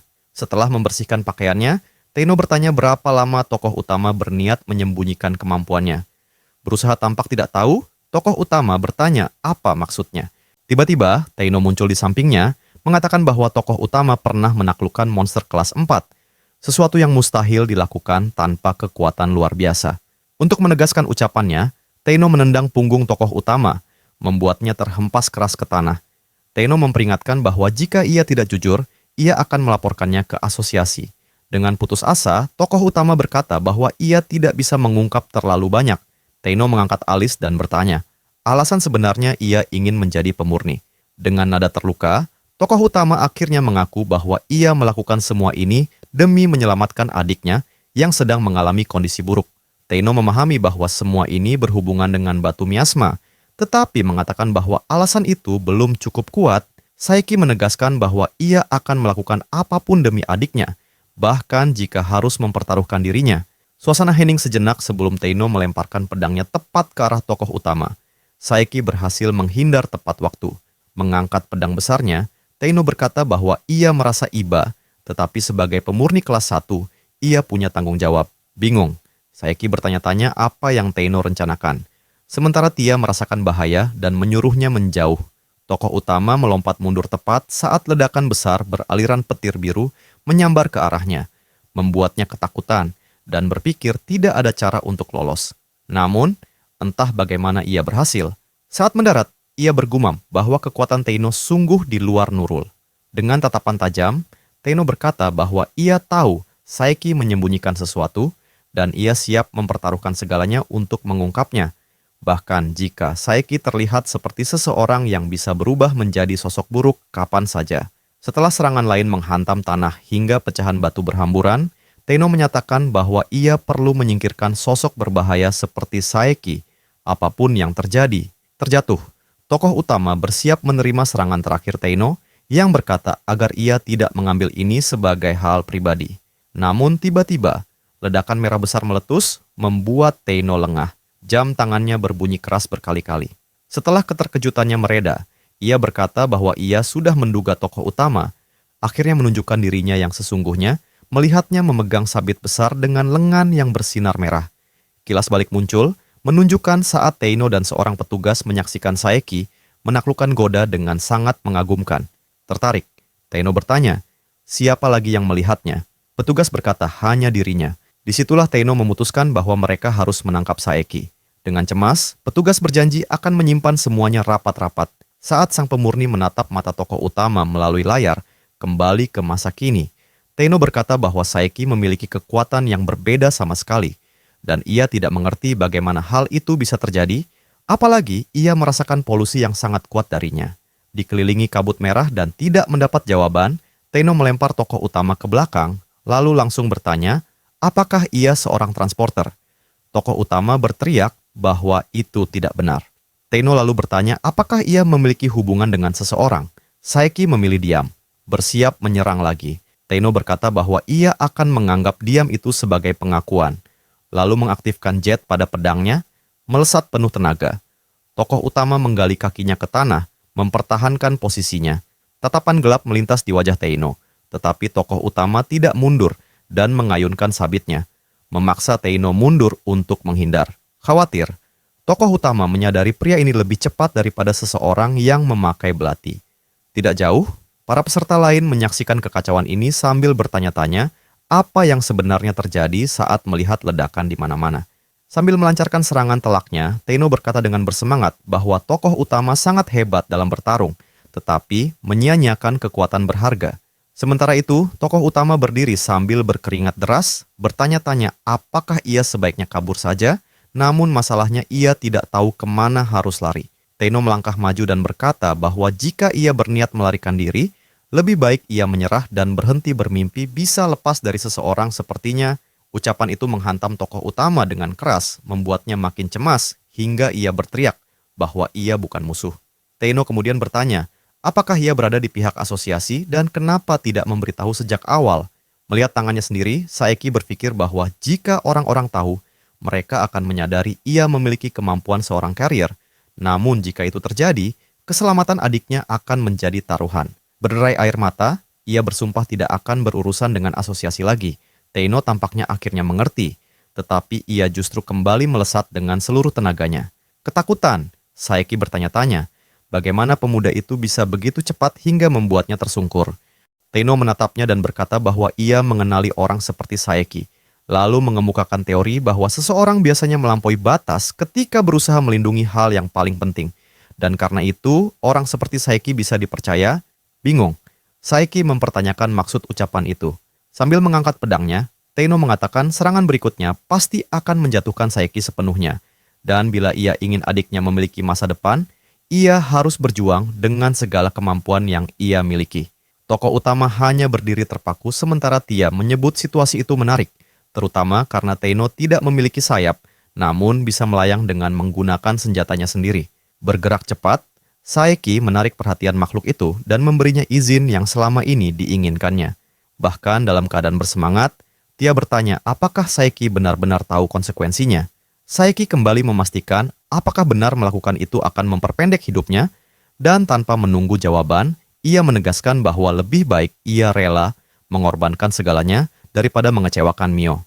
Tersenyum, Tia mengatakan ia mengerti, dan dalam hal itu, keinginan sang inang akan dikabulkan. Setelah mendapatkan gigitan itu, Saeki berusaha menahan rasa tidak nyaman yang menyengat seluruh tubuhnya. Sementara itu, Teino bersiap melesat ke bawah dengan kekuatan penuh. Tetapi, tiba-tiba, tingkat polusi melonjak drastis. Menatap ke atas, Tia menyebut pemandangan itu sangat memuaskan. Meski begitu, Teino tetap turun dengan tekad kuat, bersiap melepaskan serangan pamungkas yang disebut meteor suci pembawa keadilan. Tubuh Saeki mulai berubah dan membuat indeks polusi meroket. Diselimuti cahaya menyilaukan, Teino mendekat dan terungkap bahwa sabit tokoh utama kini telah menjadi 3 kali lebih besar. Keduanya berteriak sebelum akhirnya bertabrakan, lalu ledakan dahsyat meletus dan menerangi seluruh area. Teino dan Saeki bahkan tidak berkedip, mata mereka saling terkunci. Tokoh utama berjuang menjaga kakinya tetap berdiri, sementara Teino menutup mata dan menyebut ini sebagai sesuatu yang disayangkan. Namun, Saeki tetap menggenggam sabitnya hingga senjata itu hancur berkeping-keping dan tubuhnya terpental keluar dari kepulan asap. Teino tampak sama sekali tidak terluka. Berbeda dengan Saeki yang tampak menahan rasa sakit berat. Mengangkat pedang patahan sisa sabit besar itu, Teino menunjukkan tekad untuk mengakhiri segalanya.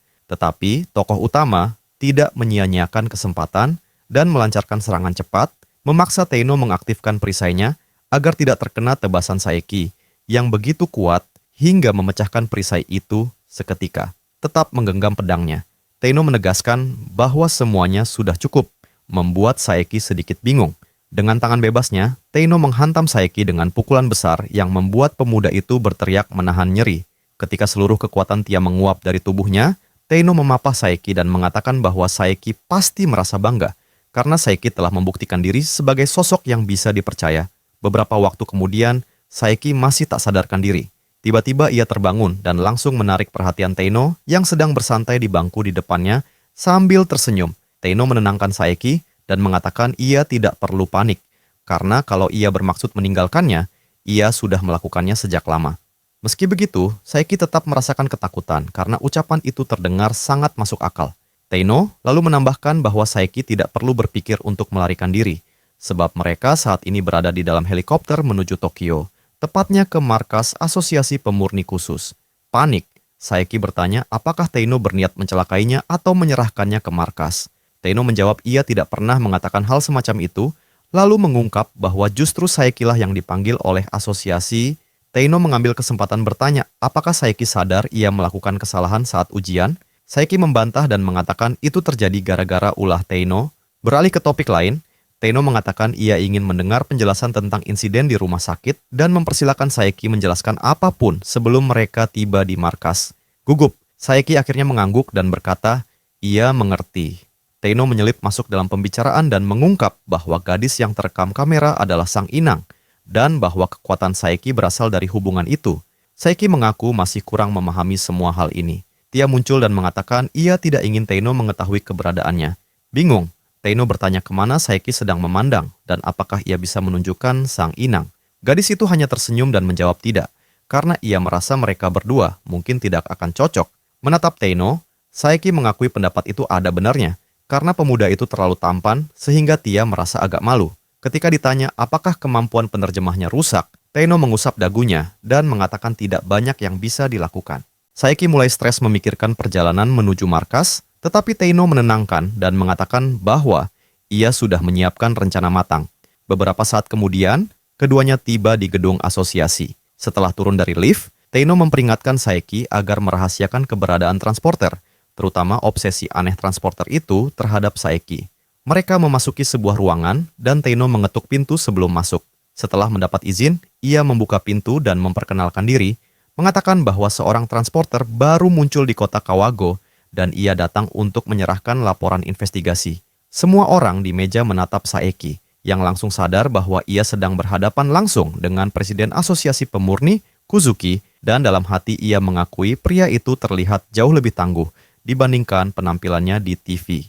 Dengan wajah kaku seolah baru menelan sesuatu yang sangat asam, Kuzuki berterima kasih kepada Teino atas pekerjaannya dan meminta semua orang memperhatikan laporan itu. Teino menyebut bahwa ia telah menghadapi inang baru di lokasi kejadian dan bahwa Purifir kelas 6, Saeki, membantunya. Sangat gugup, Saeki memperkenalkan diri sambil hampir berteriak dan mengatakan dirinya merasa terhormat dapat bertemu semuanya. Kuzuki bertanya apa yang dimaksud dengan Purifir kelas 6, sementara orang lain menanyakan, apakah Saiki adalah orang yang mengikuti ujian khusus? Tanpa peduli pada kekacauan suasana, Saiki mulai menjelaskan bahwa salah satu ciri pembawa baru adalah bahwa orang-orang yang terkena serangan mereka akan kehilangan kendali dan menyebarkan infeksi sekunder. Mengatakan bahwa ia telah menunjukkan semuanya secara langsung kepada semua orang dengan memanfaatkan apa yang dipelajarinya dari Tia. Tentang situasi konvergensi, Saiki menjelaskan bahwa ledakan terjadi karena tabung oksigen medis meletup. Ia juga menegaskan bahwa ia telah melaporkan hal tersebut kepada pembawa baru dan juga kepada orang yang terpapar. Kondisi berserk terkejut. Para pria berjas mengatakan bahwa jika hal itu benar, ini merupakan ancaman besar. Seseorang menambahkan bahwa situasinya jauh lebih mengkhawatirkan karena orang yang terpapar kini dapat menularkannya kepada pihak lain. Dengan tangan terlipat, Kuzuki berkata, ia ingin melihat hasilnya, tetapi terlebih dahulu ia ingin memastikan apakah Teino benar-benar mengatakan bahwa Saiki telah menarik para pembawa lain dan menaklukkan mereka sekaligus karena jika itu benar, maka penghargaan semestinya diberikan kepada sosok muda itu. Ia bahkan menegaskan bahwa ia tahu ada sesuatu yang tidak diungkapkan dari Saiki. Saiki berusaha menenangkan ketegangan dan tetap pada rencana, menjelaskan bahwa sebenarnya transporter telah membuatnya kewalahan hingga ia merasa sangat takut. Dua pria bertanya apakah ia terpapar atau justru mempunyai kekebalan, dan tokoh utama itu berkata, ia tidak berpikir dirinya memiliki kekebalan khusus. Teino kemudian menyarankan semua orang agar melihat hasil pengukuran kemampuan yang dilakukan hari itu, agar mereka bisa melihat datanya sendiri. Mendapati rahang mereka terjatuh, salah satu pria mengatakan bahwa hasil itu memecahkan rekor.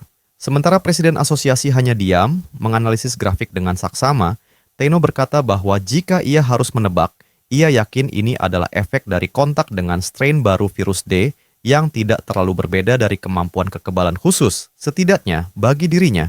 Dengan senyum mengembang, salah satu anggota menyatakan bahwa jika hal itu benar, maka ini akan membuka pintu baru bagi umat manusia, membuat semua orang yang hadir merasa bersemangat. Dalam hatinya, Saiki membenarkan bahwa semuanya terjadi persis seperti yang dikatakan Teino. Kilas balik kemudian muncul saat mereka berada di helikopter, ketika Teino menjelaskan bahwa jika ia ingin melakukan aksi cepat, ia harus mencampurkan sedikit kebenaran dengan kebohongan, karena akan sia-sia jika ia menyingkirkan sosok muda itu. Setelah beberapa penjelasan tambahan, Saiki bertanya, mengapa sang pemurni ingin membantunya, jika sebenarnya lebih mudah untuk melaporkannya kepada asosiasi. Berdiri tegak, Teino mengatakan agar sosok muda itu tidak salah paham, lalu menegaskan bahwa ia bukan sekutu asosiasi, melainkan sekutu keadilan. Artinya, ia memutuskan sendiri apa yang harus ia lakukan. Mendengar hal itu membuat tokoh utama teringat pada Mio. Duduk kembali, Teino mengatakan bahwa ia melakukan ini karena itu adalah hal yang benar, dan ia akan melakukan apapun untuk membantu sosok muda itu selama ia tidak melampaui batas, meski ia sendiri sangat terkejut. Saiki menundukkan kepala untuk berterima kasih, namun Teino mengatakan bahwa masih terlalu dini untuk berterima kasih. Tanpa ia sadari, Saiki sebenarnya sedang menyembunyikan air matanya. Kembali ke masa kini, Teino mengatakan bahwa kemampuan Saiki sepertinya telah meningkat. Dan jujur saja hal itu cukup mengagumkan karena jika dilihat dari sisi tertentu, ikatannya dengan sang pembawa membuat kedudukannya sangat penting. Saat semua bersiap menilai situasi, tiba-tiba Nagato, seorang pemurni tingkat atas, berteriak dengan keras dan mengatakan bahwa semua orang mengabaikan masalah yang jauh lebih besar, membuat mereka semua semakin gelisah.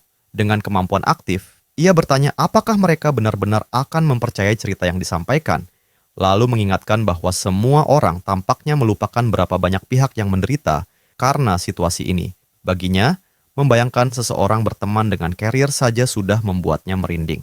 Ia menegaskan bahwa Saeki seharusnya segera disingkirkan demi kebaikan. Teino membantah dengan mengatakan bahwa hal itu tidak akan menyelesaikan apapun, dan bahwa sosok muda itu juga merupakan korban, memicu perdebatan sengit di ruangan itu. Hingga akhirnya Kuzuki menyela dan mengatakan cukup, karena pemurni kelas 1 tidak seharusnya bertengkar satu sama lain. Teino kemudian maju dan mengatakan bahwa ia memiliki usulan. Menurutnya perkataan Nagato ada benarnya, karena tidak ada yang dapat memastikan kapan virus itu akan membuat sosok muda itu kehilangan kendali. Jadi, mereka akan mengawasi Saeki dan memastikan ia tetap aman. Presiden menilai usulan itu tidak buruk. Dengan rahang ternganga, Saeki berpikir bahwa Teino benar-benar luar biasa, karena memanfaatkan argumen Nagato untuk mengambil alih suasana. Namun, suasana itu langsung runtuh ketika pemurni Nagato mengatakan bahwa ia memiliki keberatan karena Teino tadi terlalu dekat dengan tokoh utama dan mungkin tidak akan mampu mengambil keputusan tepat dalam keadaan darurat. Kazuki meminta agar ia langsung pada intinya dan Nagato mengatakan bahwa ia sendiri yang akan mengawasi Saeki. Beberapa waktu setelah pertemuan yang penuh kekacauan itu, Teino meminta maaf kepada Saeki karena tidak memprediksi kejadian tersebut. Tokoh utama mengatakan tidak masalah dan bertanya seperti apa sebenarnya sosok Nagato. Teino berkata bahwa jika ia harus menggambarkannya dalam satu kalimat, ia adalah seseorang yang berniat menuntaskan semua pembawa. Mendengar hal itu membuat tokoh utama semakin gugup ketika kemudian ia mengikuti sang pemurni. Nagato berkata bahwa tanggung jawab timnya berada pada wilayah Tokyo, dan dalam beberapa hari ke depan, mereka akan menyusun rencana yang akan melibatkan Saeki. Tidak memiliki banyak pilihan, Saeki mengangguk sambil berpikir bahwa ia harus segera berbicara dengan Mio. Mengejutkannya, pemurni itu meminta maaf karena bersikap tidak sopan selama pertemuan dan mengatakan bahwa ia sebenarnya tidak memiliki masalah dengannya. Dengan senyum lega, Saeki mengatakan ia senang mendengarnya.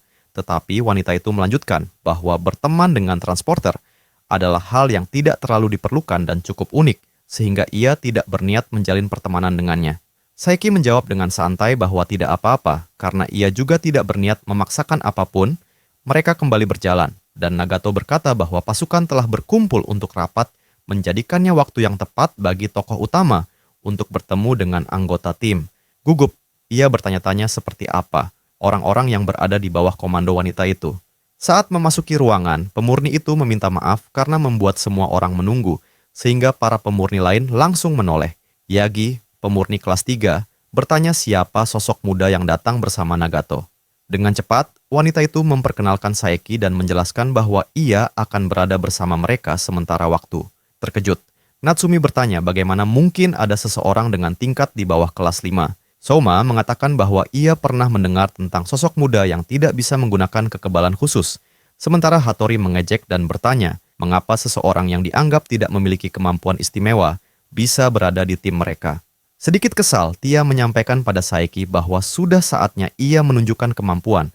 Membuat Saeki langsung berteriak keras tidak, memperburuk suasana canggung di ruangan. Semua terdiam sampai Nagato menjelaskan bahwa ini semua adalah ide Teino.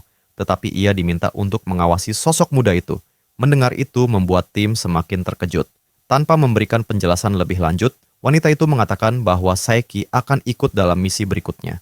Dan semua orang sebaiknya memanfaatkan kesempatan ini untuk mengenalnya lebih baik. Dalam sekejap, tim itu bergegas menghampiri Saeki, membanjirinya dengan ribuan pertanyaan, beberapa bahkan sangat pribadi, hingga membuatnya cemas. Dengan suara terbata, tokoh utama berkata bahwa ia tidak memiliki hubungan apapun dengan Nagato dan bahkan tidak mengenalnya dengan baik. Tiba-tiba, Yagi menegaskan bahwa hanya dengan mengatakan hal seperti itu, ia sudah kehilangan sebagian keberuntungannya karena semua orang seharusnya tahu betapa luar biasanya Kapten Nagato yang cerdas, tenang, keren, dan sangat menawan.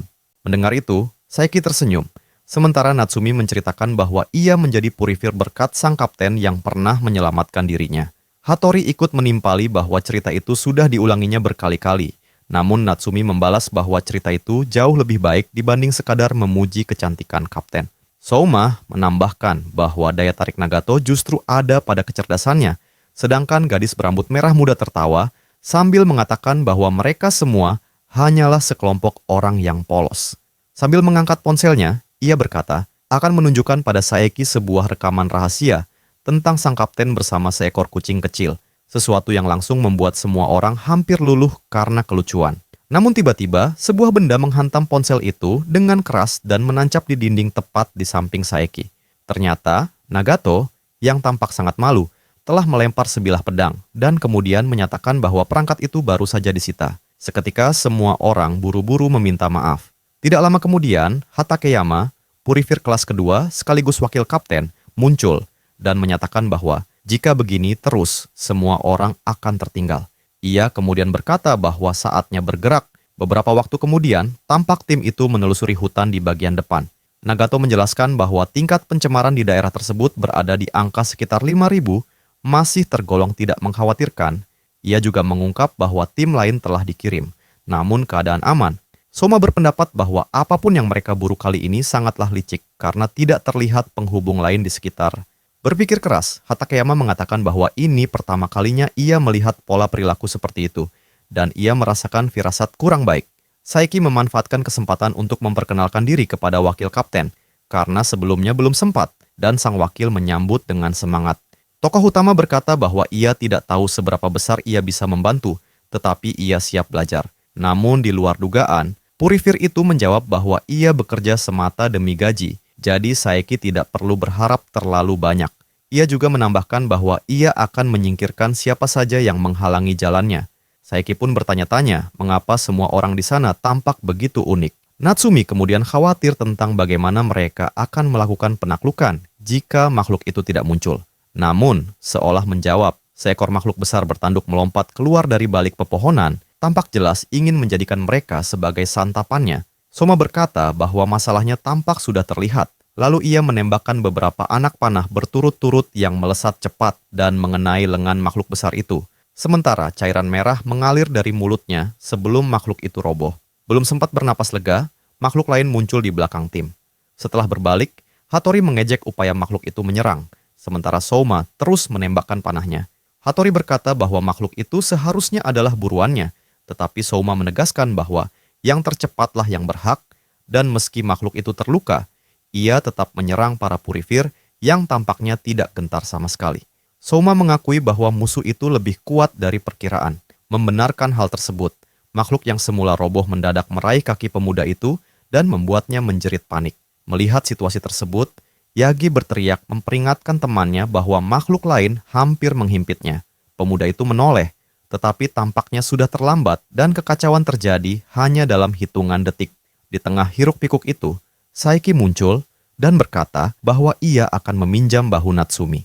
Dengan momentum itu, tokoh utama melompat tinggi ke udara dan bersiap menghantam makhluk bertanduk tersebut. Dengan hanya menggunakan kedua tangannya, semburan cahaya merah terpancar saat pukulannya mendarat, membuat semua orang bingung bagaimana itu bisa terjadi. Namun, tokoh utama segera menyadari bahwa kini justru Hattori yang dalam bahaya, karena dua makhluk lain menatapnya dengan gigi tajam mereka. Makhluk yang menyerupai monyet neraka itu mengaum, membuat udara bergetar kuat, namun Saeki segera menyelesaikan bagiannya. Ia mencengkeram kaki salah satu makhluk dan melemparkannya ke arah makhluk lain, membuat keduanya terpelanting jauh. Hattori dan Soma terbelalak, kemudian segera memanfaatkan situasi dan ikut menyerang hingga semua ancaman terselesaikan. Dengan senyum lebar, Saeki mengatakan bahwa mereka memang luar biasa, seperti yang ia bayangkan. Namun, Natsumi yang kesal dan bingung bertanya mengapa Saeki bisa sekuat itu, sama seperti Soma yang heran bagaimana mungkin hal tersebut terjadi, padahal Saeki tidak memiliki kekebalan khusus. Yagi mulai bertanya-tanya apakah pemuda itu bisa saja lebih kuat daripada Kapten Nagato, sementara Hattori, yang tadinya mengira ia hanyalah sosok yang tidak menonjol kini terkejut.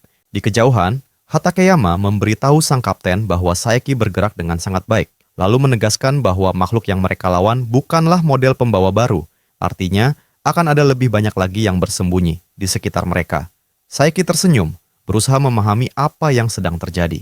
Di antara pepohonan, makhluk-makhluk lain mulai mengepung tim, dan Tia tiba-tiba muncul sembari berkata bahwa semuanya terjadi karena keberadaannya. Walaupun makhluk-makhluk itu adalah model lama, tokoh utama merasakan firasat buruk.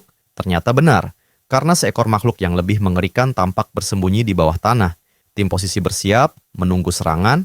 Tanpa ragu, para makhluk itu akhirnya menyerbu, namun sebuah hantaman telak mendarat pada salah satu dari mereka, didorong oleh tokoh utama, hingga makhluk itu terpental jauh.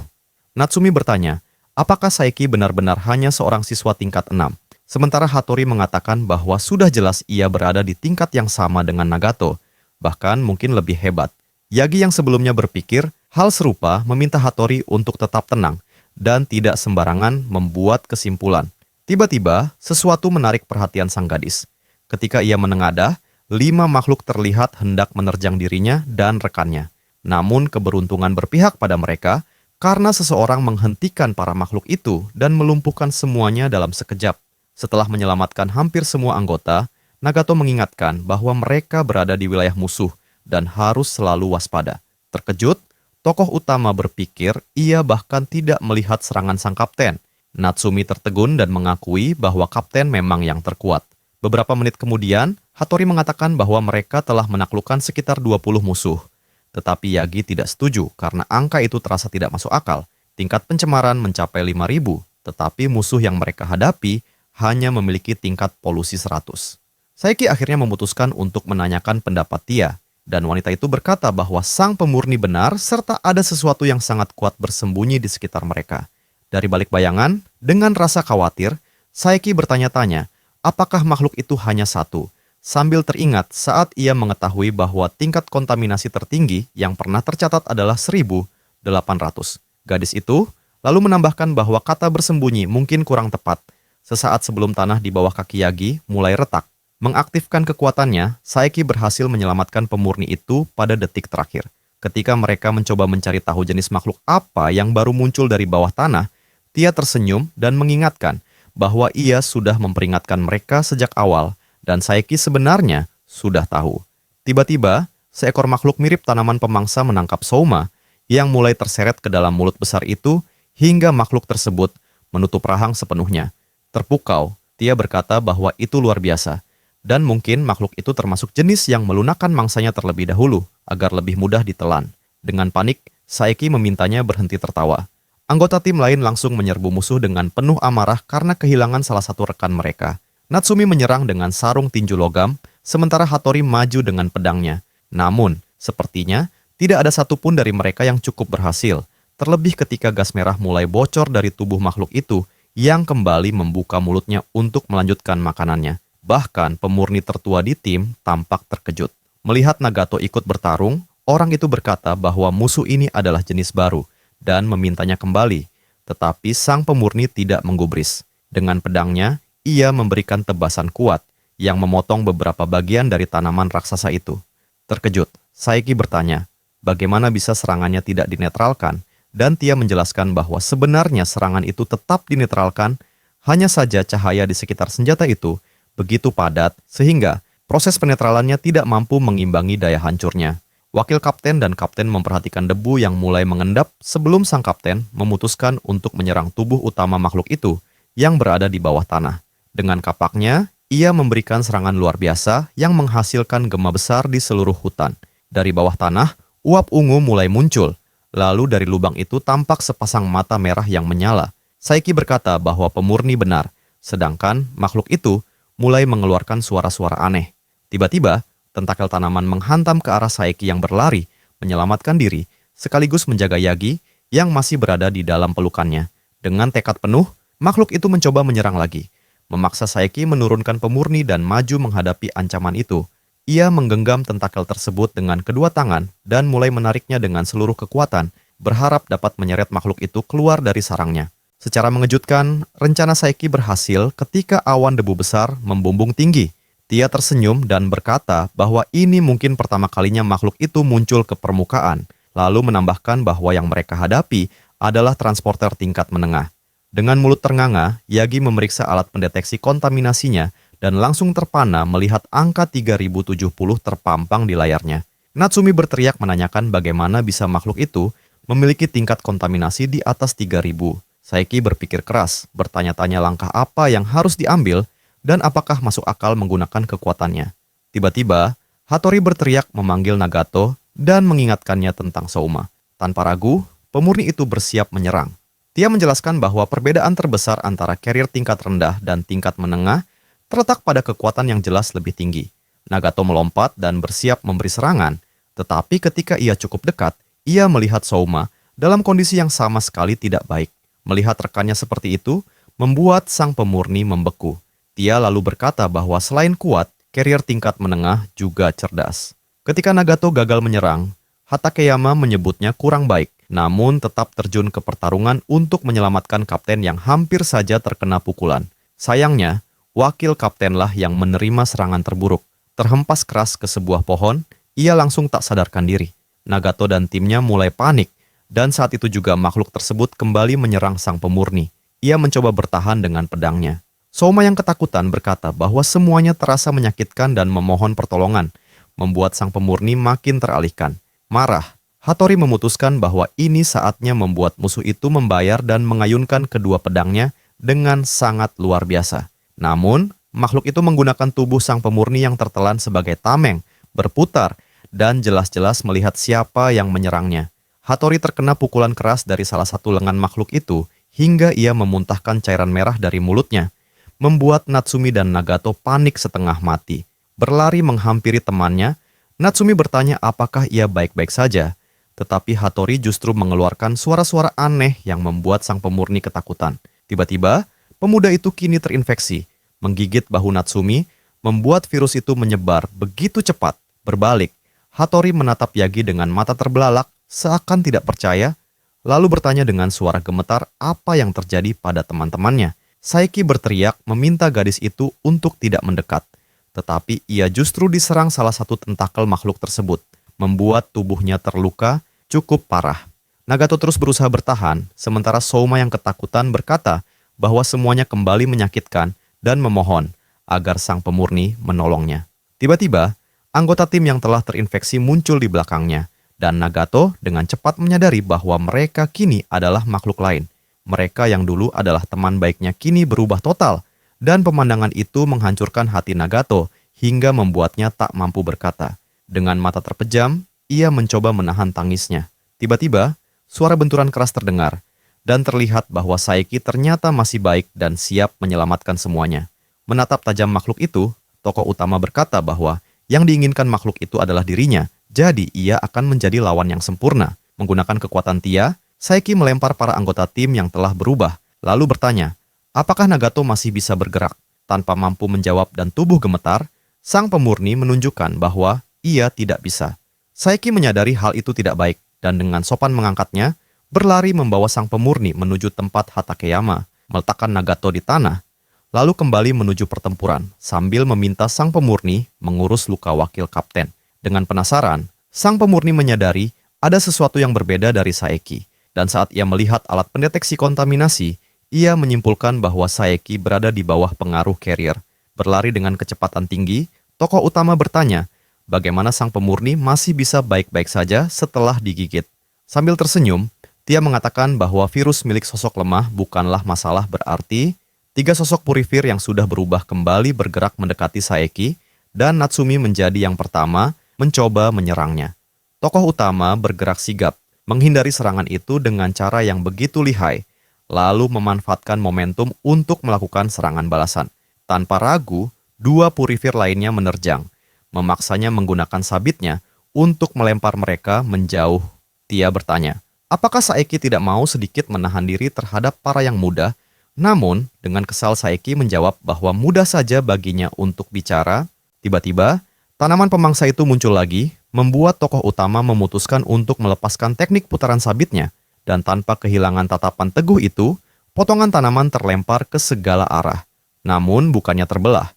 Tanaman-tanaman baru justru tumbuh kembali, membuat Saeki sadar bahwa monster itu beregenerasi, dan hal itu sungguh menyebalkan. Ketika diserang lagi, tokoh utama menghindar, membuat sang pemimpin tanaman itu tampak mulai kesal.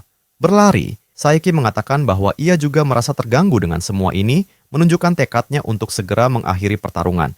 Makhluk itu kemudian mengubah tentakelnya menjadi bor-bor tajam dan menembakkannya ke arah Saeki. Tetapi, kecepatan Saeki membuatnya lolos tanpa terluka sedikit pun.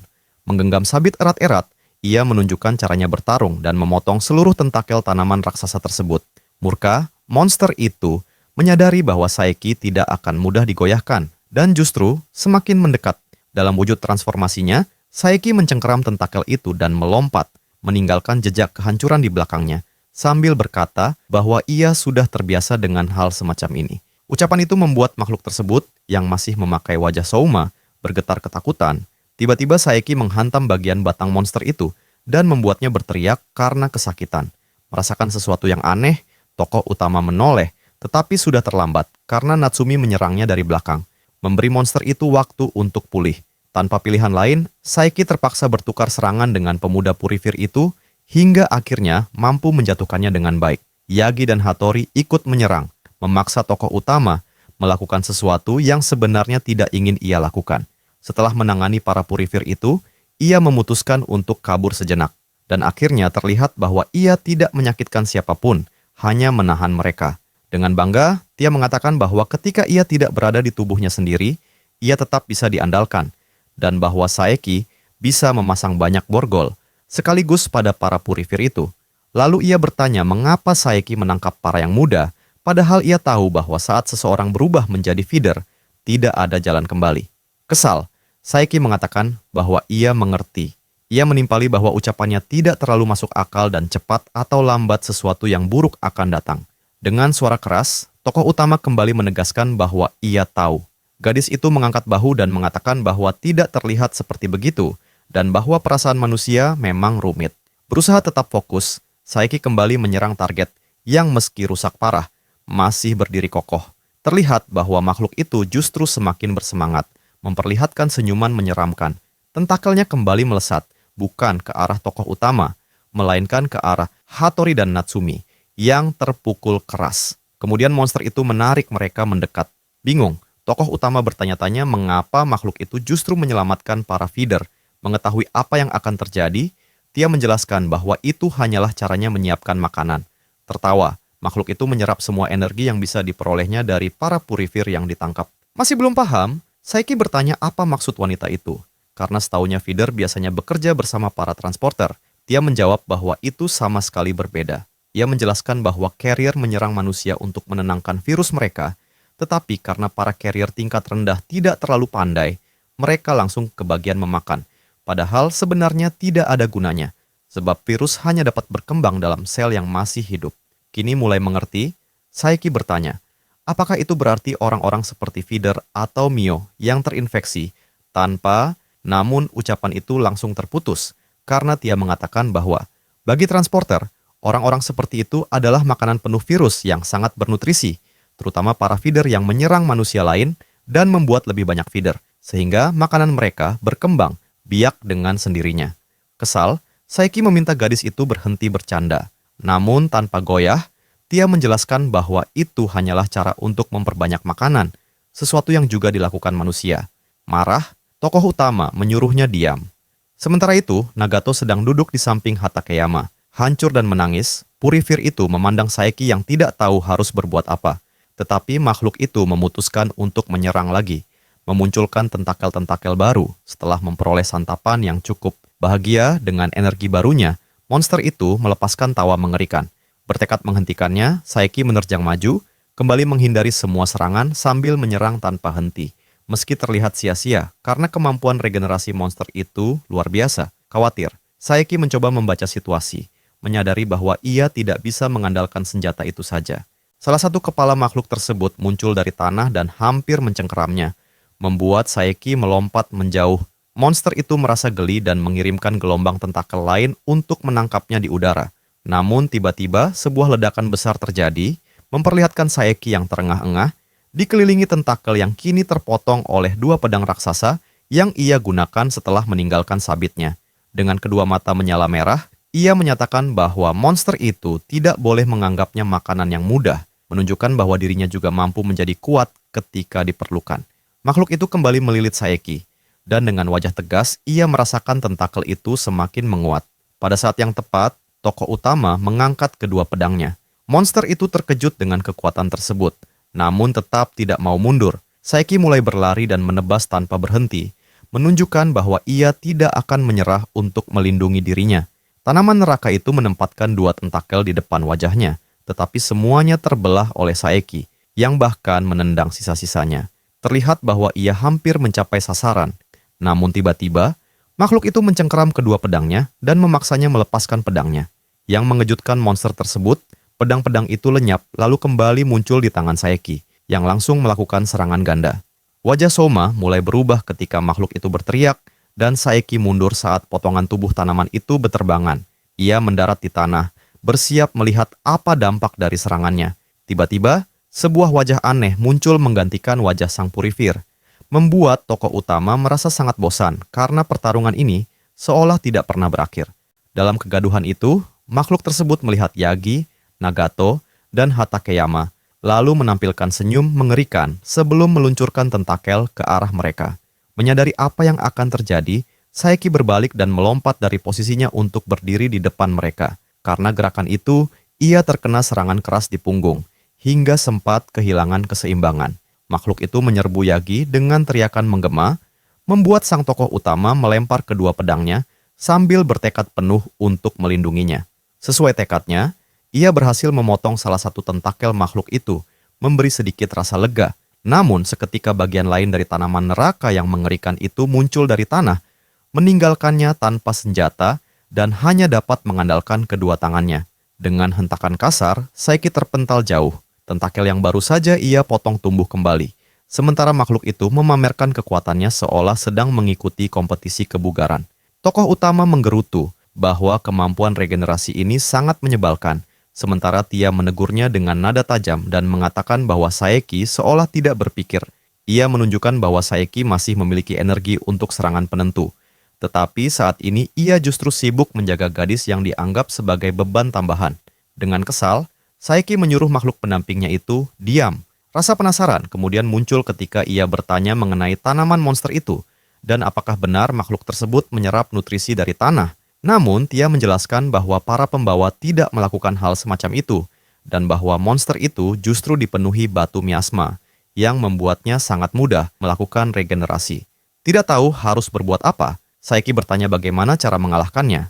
Tia menyarankan untuk menghancurkan semuanya sekaligus atau terus memotong sampai energi regenerasinya habis. Ia menambahkan bahwa itu terlalu sulit bagi Saeki, karena ia belum siap menghadapi pembawa kelas menengah, dan lebih baik meninggalkan beban tambahan itu, lalu pergi.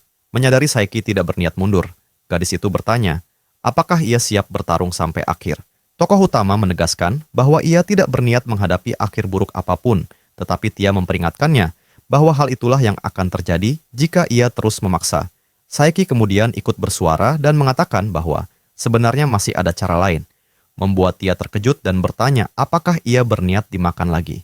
Dengan tatapan mantap, sang tokoh utama mengiyakan rencana itu. Khawatir, Tia menolak ide tersebut. Namun tokoh utama bersikeras bahwa ia akan melakukan apapun demi menyelamatkan adiknya. Ia bahkan bersedia bekerja sama dengan seorang transporter dan menghadapi seseorang yang dulunya manusia. Tetapi, meninggalkan rekan-rekannya adalah sesuatu yang tidak akan ia lakukan. Tia berkata bahwa tuannya memang tidak pernah mendengarkan dan bahwa ia akan melakukan apa yang diinginkan Saeki. Namun karena sedang kesal, ia akan membuat prosesnya sedikit lebih menyakitkan dan mengambil lebih banyak tenaga. Saat ia menggigit, Saeki menjerit, tubuhnya membeku, dan makhluk itu berusaha memahami apa yang sedang terjadi. Tubuh Saeki berubah dengan cepat sementara ia terus berteriak, membuat makhluk pemangsa itu ketakutan, meski tetap menunjukkan senyum menyeramkan. Tia memerintahkannya untuk menghancurkan monster lemah itu sekali dan untuk selamanya. Dan kini, Saeki telah memiliki tanduk. Dengan lompatan luar biasa, tokoh utama menerjang targetnya. Dari kejauhan, Nagato terpaku melihat kemunculan Tia. Sementara kekuatan Saeki terus meningkat, ia semakin mempercepat serangannya. Begitu jaraknya cukup dekat, ia melancarkan rentetan pukulan yang membuat musuh berteriak dalam kesakitan dan keputusasaan. Sebuah ledakan besar terjadi, mengangkat debu pekat ke udara. Setelah memastikan serangannya berhasil, ia melihat bahwa monster itu mencoba melarikan diri dalam keadaan panik. Tanpa ragu, ia mengejarnya, menerobos ke bawah tanah sambil menegaskan bahwa makhluk itu tidak akan bisa kabur. Salah satu serangannya mengenai titik lemahnya, membuat makhluk itu kehilangan bagian terpenting dari tubuhnya. Tia tersenyum lega karena akhirnya semua selesai. Monster itu mencoba kembali menyembuhkan diri, tetapi kemampuan regenerasinya tampak mencapai batas. Sambil mengejek, gadis itu mengatakan bahwa usaha makhluk itu sia-sia karena kelas menengah tidak mungkin menang melawan kelas superior.